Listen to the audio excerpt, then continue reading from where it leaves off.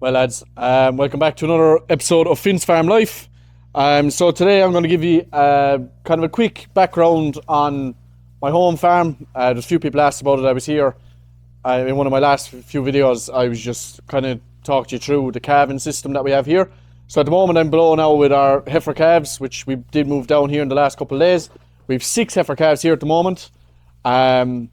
So they are going to be the replacements now for a few years' time. We don't do sexed here. We do conventional Frisian, and we put beef straws into cows we're not too happy with.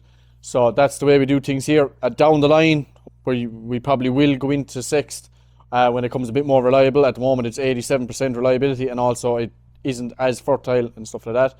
But I would still like to use a bit of it at the moment, but it's not my call. But so that's what we do here in terms of breeding. The history of the farm then, which people were very keen on knowing. So it is dark here at the moment. I meant to get out here earlier, but I was at work, so I didn't get a chance. But essentially, my family's originally from Kappa, which is out West Limerick, out near Akeel and just out past Adair. That's where we originated from. We came here well over 100 years ago. There's a census, I think, in 1905 in the local area, where my great granduncle would have worked. He worked in a factory down there. He bought a plot of land here, which he at the time was only 4 acres, which is basically, there's a drain running along here. There's a road on the far side. Someday I'll try to get up the maps that I can show you properly. But that was his original bit of land. He had, say, as most people did back then, he had a few chickens, a couple of sheep, but most of it was gardens. We had an orchard down the back. There was a massive garden, few animals here and there, and then as time went on, then we grew. So most of this land that is here was at one time owned by a English landlord. The ruins of his house is still below. Someday I'll get a drone up and I will show you it. And there's ruins of tenant houses that are kind of down the back of the farm. So there is plenty of, say, evidence to show that the English were here. But basically, we got a block of land in just bordering us. So it was right next door. When, say, eventually British rule ended, we got, with the Land Commission, we took over, I think it was about 50 acres. Parcel of land was given to us through the Land Commission. There was other neighbours that got other parcels of land around here, neighbours that were farming the land. When that land came available through the Land Commission, they took it on. And then over time, we bought another parcel of land back about 12 years ago that we rented. We'd already been renting for about 15 years before it. Calves have been fed now, they're getting a bit excited.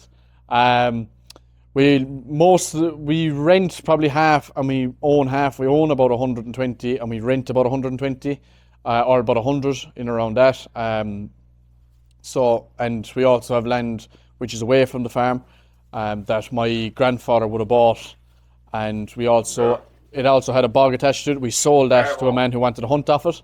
So that was long time ago. So the original buildings that are here, so this is one of the very earliest buildings. You could be kind of able to see, say, you can see where the stonework kind of changed. So this here was the original height of the building that went up. Up there then was all built onto it, up at the top. So this building was originally an L-shaped building which went around like that, and my father then built onto it, as I said the last time. But you might not be able to see much out here, but I'll see if I can kind of get a video of it. But I won't be able to see anything out here now. It's very dark. But yeah, we'll have a walk around now. My father's currently in milking at the moment. So the lad, I won't go into him now at the moment, but the lads are in milking. There's Cullum, he's just doing a wash up. So over here then is our I'll walk across all together when I have a bit more light, and I will give you I'll give you a little kind of a walk through of the cows over the far side and talk to you through the kind of breeds and what we do here. And I'll talk to you in a minute when I have a small bit of light. Now, I'm currently inside in one of the newest sheds that we built. So we built this shed back in 2014. She's just a kind of just a cubicle shed. So she was built, in around 2014. And since then, out the far side, you can't really see it. Someday I'll get out here when it is a bit brighter. Unfortunately, just the way my schedule is at the moment, I don't have a whole ball of time. But I said I'd do this video kind of just to introduce my farm, because I will be doing a good lot of videos here, especially in the summertime, as more jobs kind of are need to be done here. But the kind of cow that we're running here is, say this cow here, now you might be able to see her. So we're running kind of a fairly Holstein forward cow, high in milk, good, very good fertility. We were kind of pushing our EBI for a long time. So at the moment, I think our herd average is about 310, I think. And our replacements are constantly going up. So there's heifers that are coming in probably next year that are going to be the bones of 400 EBI. We've been pushing for EBI for a long time, pushing fertility. Very good, big, tall cow, square cow. We have a few that are registered pedigree Holsteins, but we're not, like, my father doesn't want purebred Holsteins, but he wants ones that have a lot of the characteristics of them. But we're very much breeding for good EBI. But eventually then, because of the fertility is so high, we'll hope to then eventually then move into using sexed and breeding kind of a higher quality heifer, and being able to kind of have confidence that the cows that we really want to get a Frisian calf out of, Frisian heifer, will have a Frisian heifer. But that's for down the line. So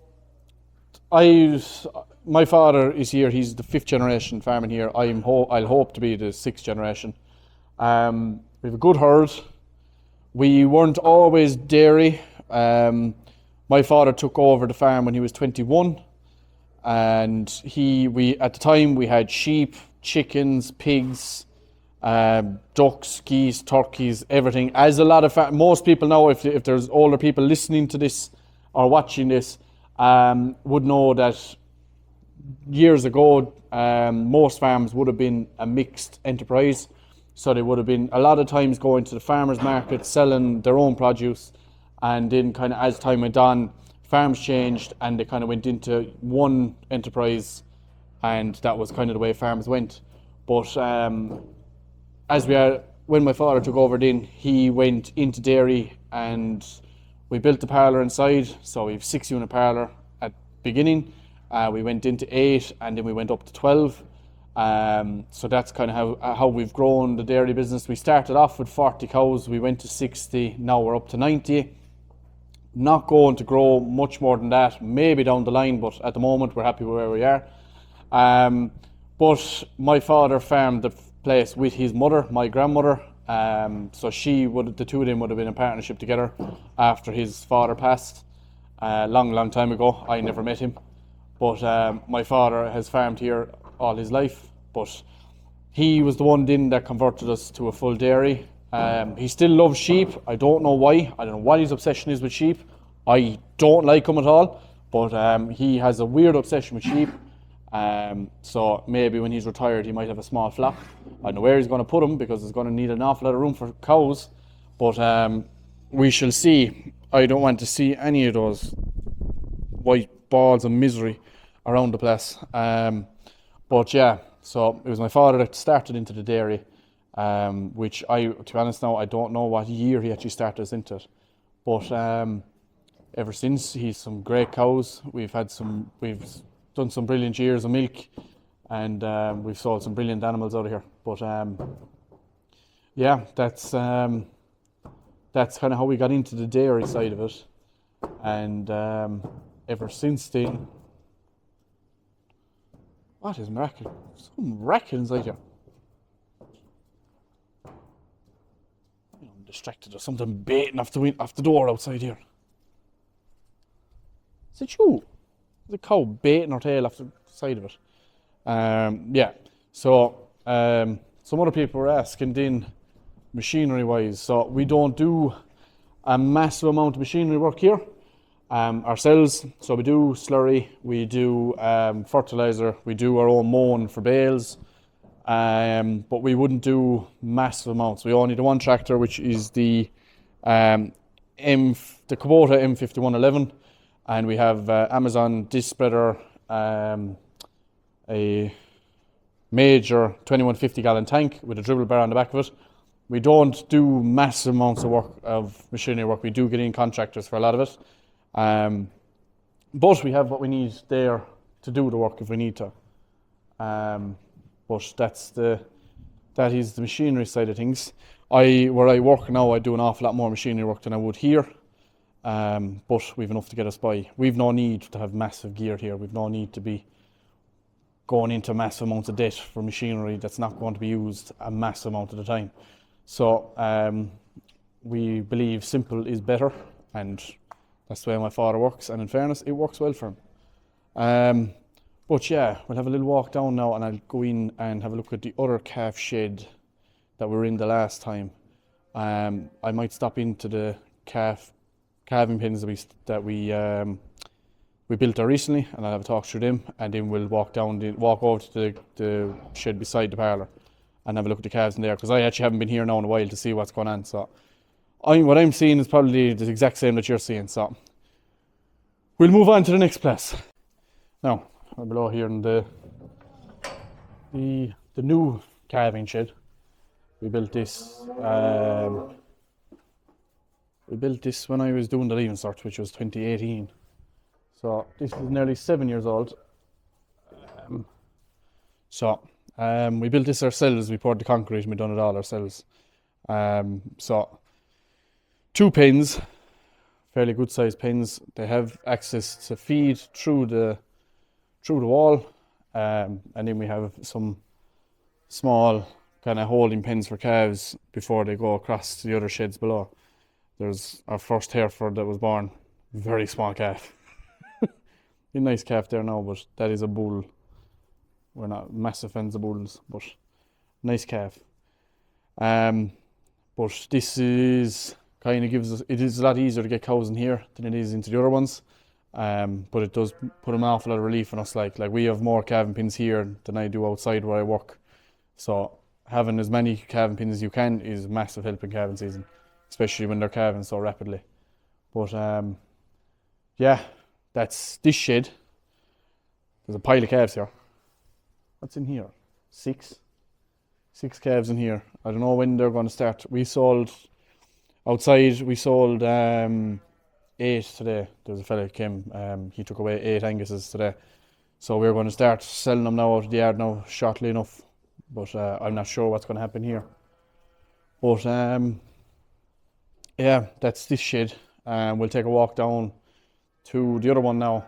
Sheds wise, in terms of what way we grew it. So the barn outside where I'm going to be going next, that was the first shed that was built here. That was a hay barn. So we saw small square bales that was outside there. That burnt down a long time ago. So they rebuilt it again, but where it is still where the original one was. That they went on, then they built the calving pins that are next to it, and the milking parlour, and there's two cubicle sheds then next to that, and in this shed here, which is the feed passage / tractor shed, that was built in after those, and then nothing was built here until the one that I was in just before this, before I was in here. That one outside we built in 2014. And then we built this one in 2018. We're building another one at the far side of the yard that is still not complete. We have a tank in, the cubicles in, we need to put walls and a roof on it. That's going to be done later this year. And there's one shed as well over there. I'm not sure when that was built. I think it was built around the same time as these ones. That is there's 2 pens of slats, 2 pens of cubicles there for our heifers, Waylands, and we used to have a stock bull in there as well. We don't anymore. The stock bull stays outside for the winter. So that's the kind of the way that they built the sheds. But we have other places. We had over in at the far over yard, it's now knocked. We used to have a pen that was there that was for pigs. That was knocked, and now we store silage bales in there. There's a small garage there, and there's nothing really else over there. Like they were all kind of old buildings that were there. But someday I will take a video of the old cottage that's there that now has a galvanized roof. Used to be thatched. That was the original house of the entire farm. That was where multiple generations of the Walsh family were born. And yeah, and I'm living in my father. I'm living on the farm as well in my father's home place. So a lot of history here. So we'll take a walk down now to the other shed below, and we'll have a look at what calves are below there. They're probably bull calves, maybe a few beef calves. Now, so this is the last shed I'll show you. This is the barn. This is the original barn that I was talking about. So we have, as I was saying in the last video, this is where we keep the beef calves. So this is the pen of beef calves filling up now. So these are all Frisian bulls, and that fella there is a Polly. Sorry, not a Polly, Benja Blue. So they're some nice cows now, not too bad now, nice and square. But they'll be going for export, and that fella will probably go to the mart. Not sure yet. Not a massive Benja Blue, but he's a nice little looking calf. But yeah, this is the original shed. This shed was on the border, was touching the border of our land when we originally purchased this place. Someday in the daytime, when the days are a bit longer, I'll walk through the land and I'll walk around and I'll show you kind of a bit more in detail of the place and where everything was long time ago. Because this place used to look an awful lot different a long time ago, and from my father telling me all the stories from years gone by, I seem to know where everything was and what everything was, where everything was and what everything was. So it'll be an interesting video, and I love talking about it. So I'd have no problem reciting it. But that's the end of today's video. Not as long, probably not the same as what I was doing for the last few of them, but I felt that I'd give you a bit of an introduction on my home farm and where I came from, because I'll be doing a lot more videos here going forward. So just to know what to expect and the kind of system that we're running here. And yeah, you'll get a lot more videos from here down the line when we get a bit busier here and I'm needed a bit more here. But next video, Friday's video, we'll be back to normal. Hopefully we spread fertilizer outside. I want the blanket spread everything. So hopefully that's in the next video. So thanks lads for watching. Like, subscribe, do all the good things, and I'll talk to you in the next one.